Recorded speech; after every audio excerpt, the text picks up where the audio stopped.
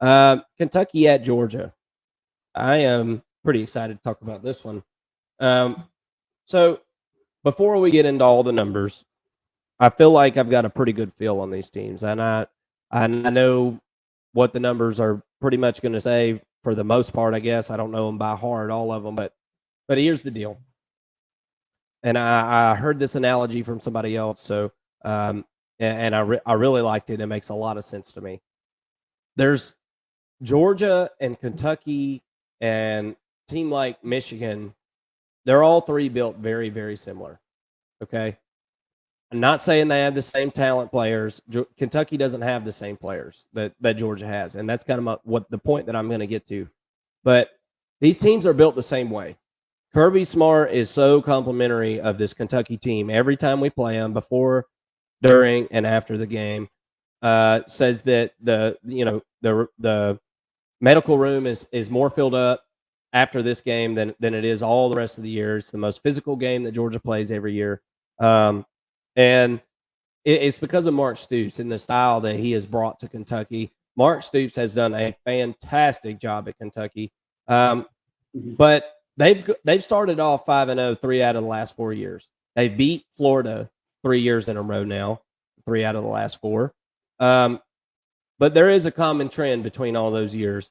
They don't play any big non-conference games early in the year. Mark Stoops, since he's been there, he has put a kibosh on that. That now they play Louisville at the end of every year, so they play a Power 5 non-conference team, unlike Michigan, who doesn't ever play a Power 5 non-conference matchup ever. Um, Kentucky, they've stayed away from those type games early in the year, and I think it's bred some success for this team because, like I said, like 4 out of the last 5 years, they've been 5-0 to this point. But going back to my point about these teams all being the same, they are built the same way from the inside out, very physical teams. But yet again, here we are. Football is a game about matchups. Georgia's got all the matchups in their favor in this game, minus running back. Georgia doesn't have a Ray Davis Sr. Okay, they don't have any running back that is as good as Ray Davis Sr. at this point on their lineup. But with all that being said, every other matchup is in Georgia's favor here. I'm not going to pick Georgia in the points because Georgia has yet to even cover a spread, I don't think, this year. But regardless of that, I'm taking Georgia and Kentucky under 49. And Okay. I am going to continue my trend of picking Georgia unders. It was a push last week, my under, in that Georgia Auburn game. But I'm going back to the well for the under here. I think this is a slow start for both teams. I think it's a struggle in the first half. Georgia struggled in the first half of every game this year. And I think it continues. I don't think you just snap a finger and all of a sudden you're a first half team. That kind of stuff I think is bred through character in the players that are on your team early in the year.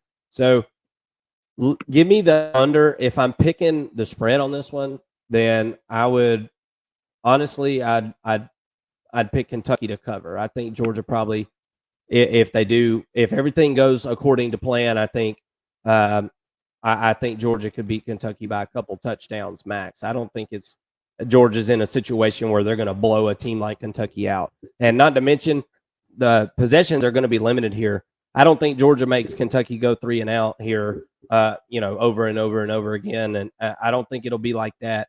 But I think it'll be limited possessions, especially in the first half. What's your thoughts on this? Take us through the numbers that you found and tell us what your thoughts are on this one. So I like to play the under 49. I think that's a really solid play. I don't have a play on this as a principle. I'm not going to make a bet. We've talked about this. I'm not going to place a bet on Georgia, because I fear sometimes that I'm looking through red and black glasses, right?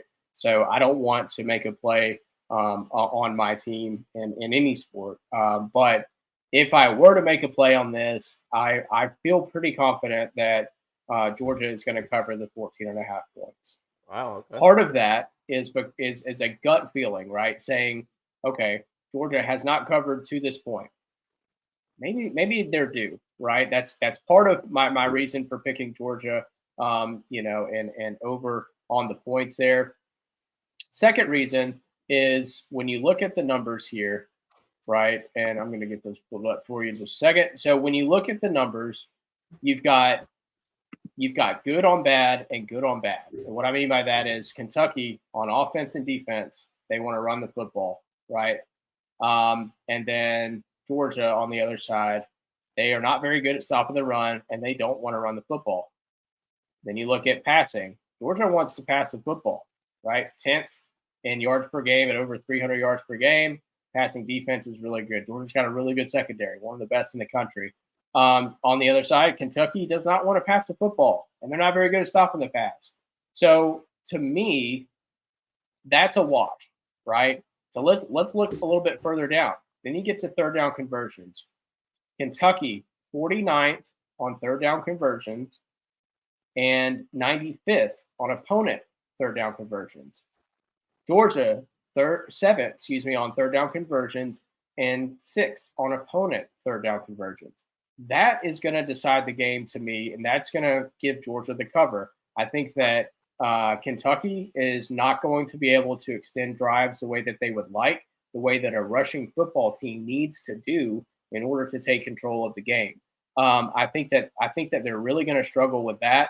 And on the other side, I think Georgia, with their passing attack, is going to be able to extend drives. They got to feed Brock Bowers. That's obviously the recipe for success for Georgia in this cover, is to get Brock Bowers about at least 7 touches, right, in some capacity, whether he's taking it out of the backfield and running with it, or they're finding him on a post route and he's scoring a game-winning touchdown again.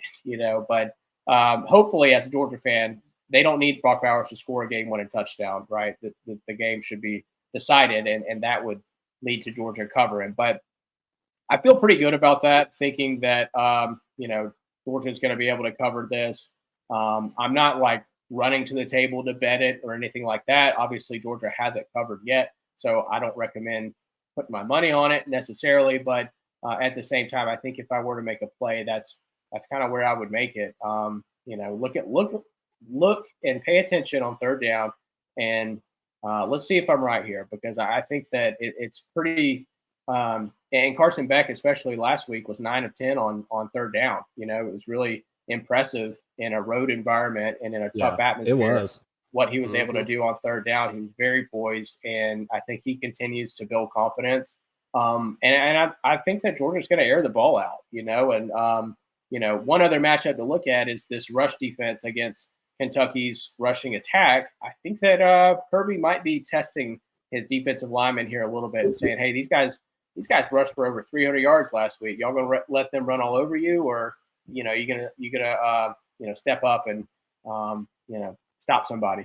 So I think that that's a matchup to watch, and I think that Georgia's able to win this pretty handedly.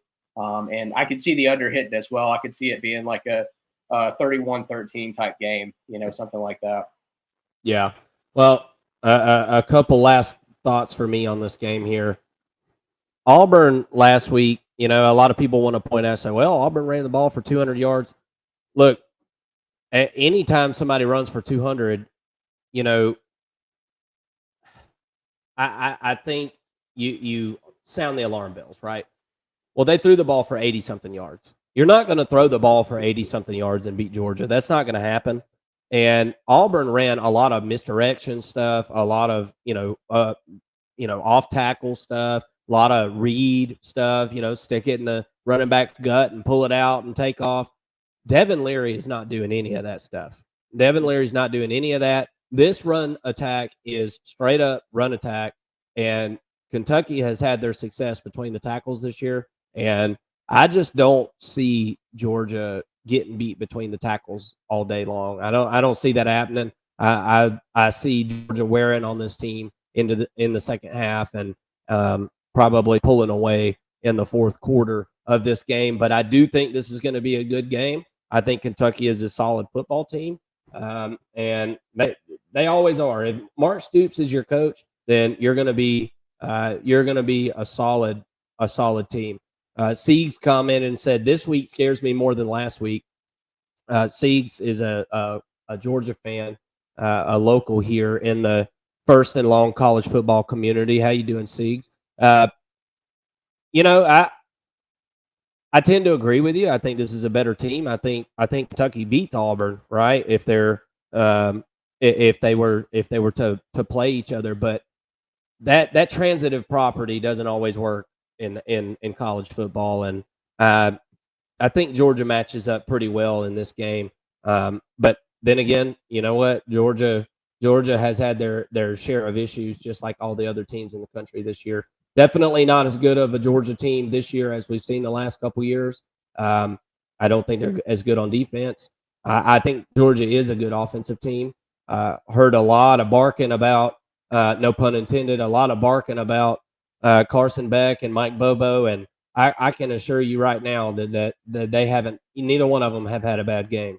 Um, Mhm. that this is an execution thing. Georgia's got to be able to run block. They haven't done a good job of that this year, and we don't have a Jalen Carter to jam up the middle of this defensive line and free up linebackers. We don't have that luxury this year, and I think that we're still waiting to see who's going to step up in that situation.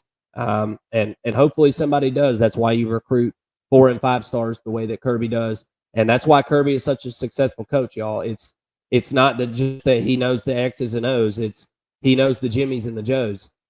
He's a talent accumulator, and that's Kirby accumulates talent over time, and that's why Georgia's typically so deep. And I trust that uh, Georgia's deep enough that they're going to be able to win a game like this week. And I don't know if they cover, but I like Georgia to definitely get the win here. Let's keep it going.